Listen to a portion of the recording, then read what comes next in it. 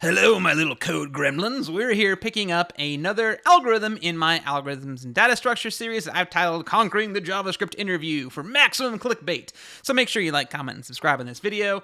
Moving on, we are doing a fun one today called Steps. This is another one of those cool things that I show off to my full stack bootcamp curriculum students, or even any individual that finishes our entry to web development course we have, or even our Catalyst prep course. If y'all finish this, then this will look very familiar. So for my current students and alumni, remember 99 lines of code?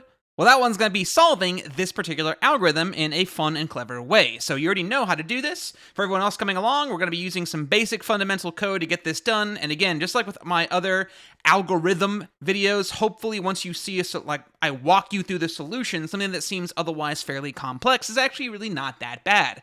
So this particular algo, we're going to call it print steps or steps, whatever you want to call it, doesn't really matter, is very common one you're going to see. Its purpose is to take a number argument n, and it needs to take that number argument, and that is going to build a series of steps or stairs or whatever you want to think of it as. Meaning, if we pass in a number of 3, for example, it would print the following out. It would print, say I pass in a 3, it'd print a hashtag. For example, it would print 2 hashtags for the second step and then 3 hashtags for the final step of an n of 3. This is what the output should look like when printed to the console window. And that's really about it. That is the purpose of this little algorithm. Okay, so to think about it, what we're going to do is imagine we're building a staircase with n steps. Now, in real life, you would start at the bottom, but from a code perspective, we see that those steps are printed from top to bottom. That's how the console login print works. So we're going to have to think of it in kind of reverse. We're going to be building out each step one at a time. And for each step, I have to decide how wide it should be, which will be how many hashtag characters we need to use. The print steps function works in the same way like we were building a staircase from the top down, right? It will use 2 nested for loops, just like 99 lines of code for my students that are from our bootcamp. And for those of you that are not coming from our bootcamp, 99 lines of code is a lab early on in our entry to JavaScript topic, where you make your 5 friends from an array sing a song, 99 lines of code on the wall. So, you'd have an outer array that would loop through 5 friends and an inner array that would loop through each line of the song using a decrementing iterator, j minus minus, to go and count down the list of the song, and they'd have to write conditionals to the last line of song and make him grammatically correct and things like that. So yeah, we're going to do the same thing here. 2 nested for loops. The outer loop is going to control the height of the staircase. So the outer loop is going to be counting how many stairs tall our staircase is being built, right? That controls that height of the staircase. And starting at the bottom, it technically starts at the top and works its way to the bottom, right? So the inner loop will then control the width of each step and adding hashtag characters to the current step and then spaces for the rest of the line to make sure it prints evenly, right? So the outer loop will control the height, and the inner loop will have some logic to print hashtags until it doesn't need to, and then simply print spaces the rest of the way instead of anything else, okay? Yeah, so just like building a staircase, print steps function builds the steps of the staircase one at a time using pound characters, hashtag, whatever you want to call them, to create each step and fill spaces for the rest, right? And the result is a staircase with n steps, each one composed of pound signs, right?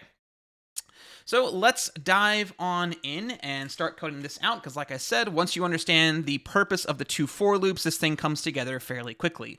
And we're going to be just using some, nothing fancy, just some simple string concatenation to build out our hashtags and print them once the loops are done, right? So clearly, the outer loop will be running until completion. We're going to be building each step outwards, and when it's done its job, we're going to print that step, and then the outer for loop will then iterate next. So let's dive on in, which is the second time I've now said that.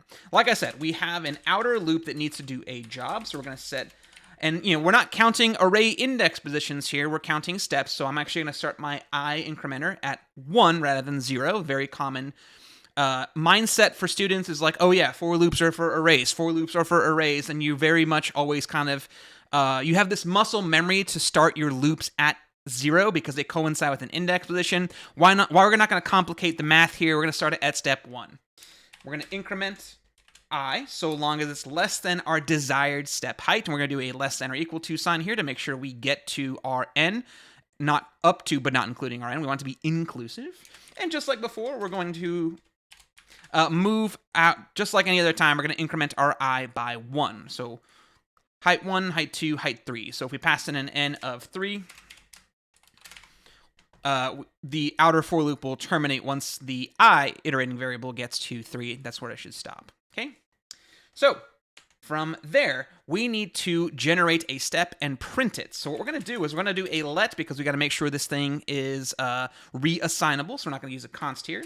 We're going to start with an empty step string that will be printed at a later time, which will be after the inner for loop does its job. So ultimately, we're going to have something like this where we console log the step. So we're going to have some logic that will build out a hashtag and then 2 spaces as the logic right here that will then be console log by step. It will then go, okay, moving to the next step, which is a I equals 2, which is still less than 3, which means we're going to continue the logic. It should build out 2 pound signs and then a single space.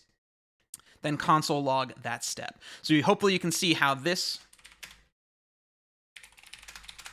controls the height of the steps, and this is how we're going to be printing them. So all we have to do is write an inner for loop, like I had said, that will control the width of each step that our little builder here is building.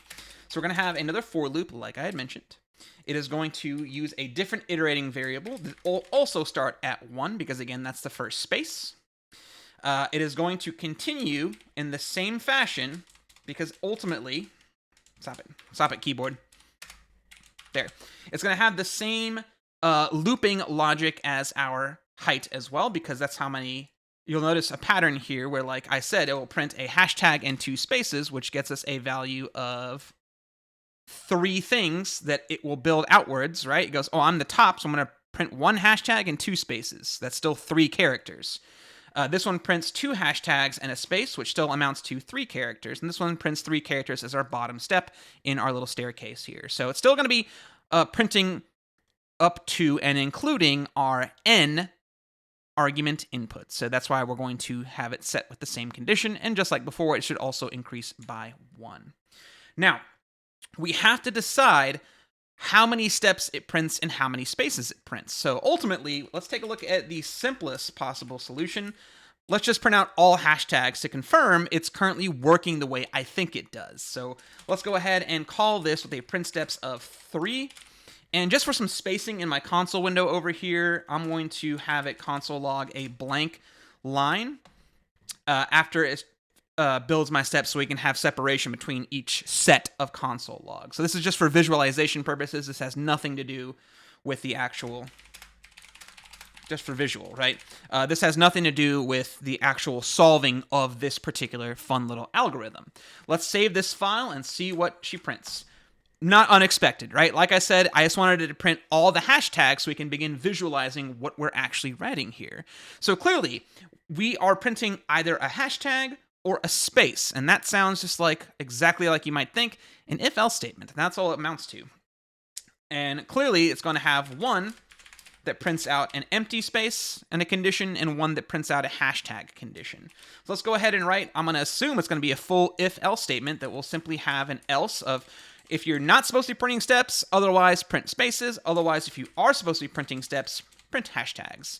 And so you can see, like, hopefully the way I've kind of constructed this with some pseudocode initially and looking at some console logs here, that you can kind of see how I tend to approach these things, which is I kind of scaffold code based on my pseudocode, right? And then I scaffold things out and kind of logically place things where they have to go. And now all I have to do is wind up with some kind of condition to determine, should I be printing steps or should I not be printing steps? Well, clearly it's going to be some kind of interaction between I and j, because this controls the height, this controls the width of each of our staircases. So some kind of comparison between those values will dictate whether we're printing hashtags or whether we're printing spaces, right?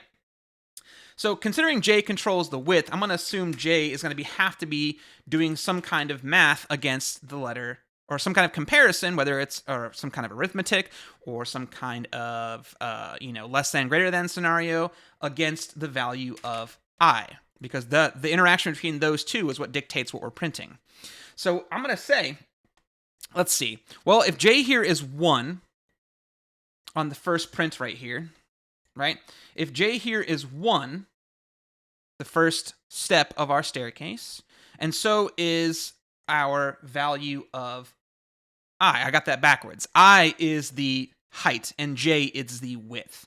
So what kind of logic could we think of here to handle this little problem? Well, we're going to say if J is less than or equal to I, which is the height, right, and J is the width, then we print a hashtag. Once J is equal to or greater than I, the height, we print spaces, right? So in this case, it would have to print a hashtag and 2 spaces. So how would that work out if we had an less than or equal to comparison happening here on this code, right?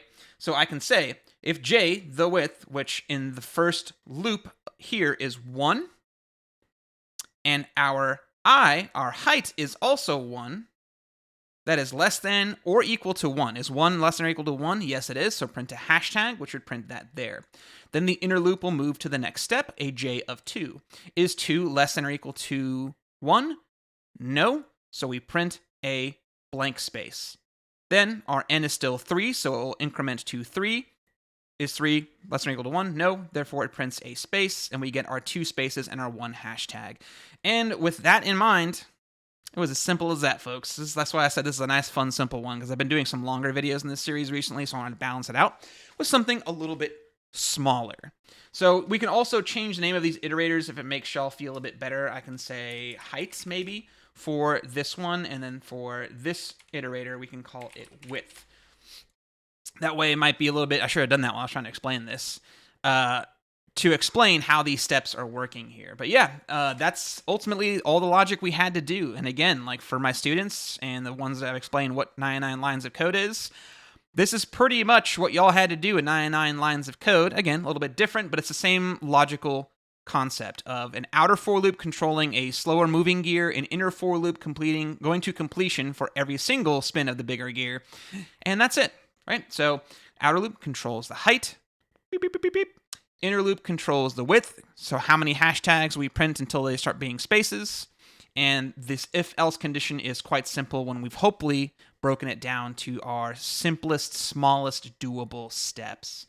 If the width is less than or equal to the height, we print hashtags. Otherwise, we print spaces. And we can also visualize this if y'all wanted to by doing some dashes instead. And that's how the logic is looking. So almost like we're printing the reverse of our step, just upside down with the hyphens right there. So that's how this one is built out. And that about sums it up for this video. This is a classic. You see it like in any kind, if you like know, was it Grok algorithms? Hold on. Yeah, Grokking Algorithms is a great book that I have read through recently and also inspired part of me making this series for us here at Gravity and my alumni and students that are finishing our courses and going out to the world to try and find gigs. You know, I have many gripes with the interview process, but I'm one individual that won't have the power to change it, but I will give you the power to pass it by, again, building our own, by preparation and opportunity arising at the right time, we'll make our own luck. You know, that's the mantra I have in the description of every one of these videos, right? We're going to do the work to prepare, we're going to find ourselves with the right opportunity, and then we're going to create our own good luck and succeed.